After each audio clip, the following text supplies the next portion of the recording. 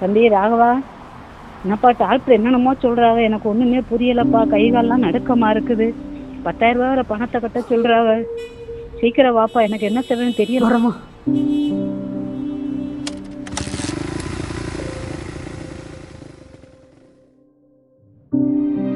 மச்சான், கையில 10 பைசா கிடையாது.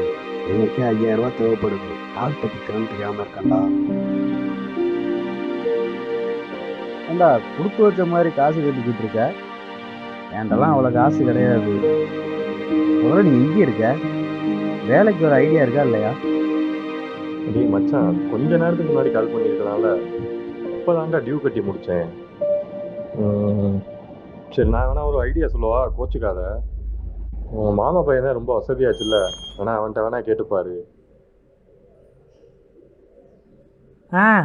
அதான் 1 லட்சம் தானடா, அசால்ட்டாக அனுப்பிடலாம்.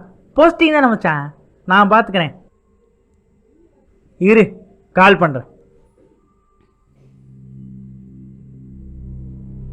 என்னடா? இல்லை ஹாஸ்பிட்டலில் இல்லை 10,000 ரூபா பணம் கொடுத்தாதான் அப்பாவை தருவாங்க. நல்லா நடிக்காதடா, குடும்பமே நாடகக்கிற குடும்பம் தானே. அப்படிலாம் சொல்லாதடா, அப்படிலாம் சொல்லாதீங்க. நல்ல குடும்பத்தோட அட்டை மாதிரி உறிஞ்சிக்க, அப்படியே கொண்டுட்டீங்களே. பணம் இருக்கு, ஆனா உனக்கு கிடையாதுடா மயிரே.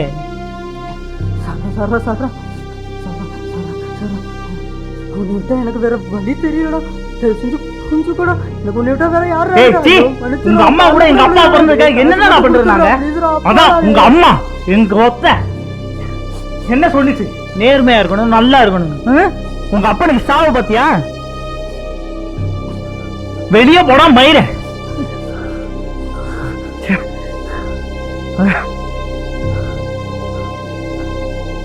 நல்லா வந்துட்டானுங்க ஓட்டு நீ மாதிரி.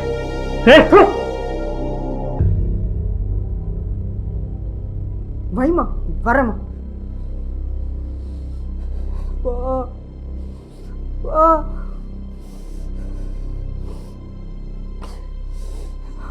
அப்பா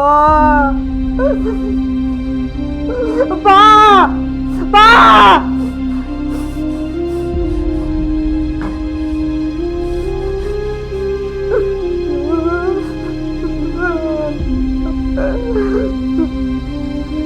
என்னால முடியலப்பா.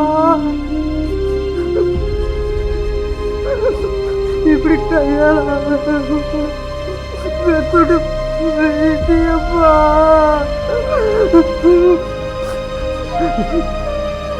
நீயும் நேர்மையா இருந்து என்னையும் நேர்மையா இருக்க வச்சிட்டியப்பா.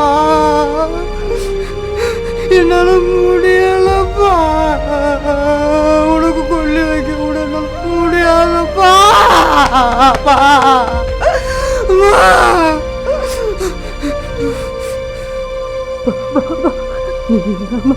என்னால வாழ முடியுமான்னு தெரியலப்பா.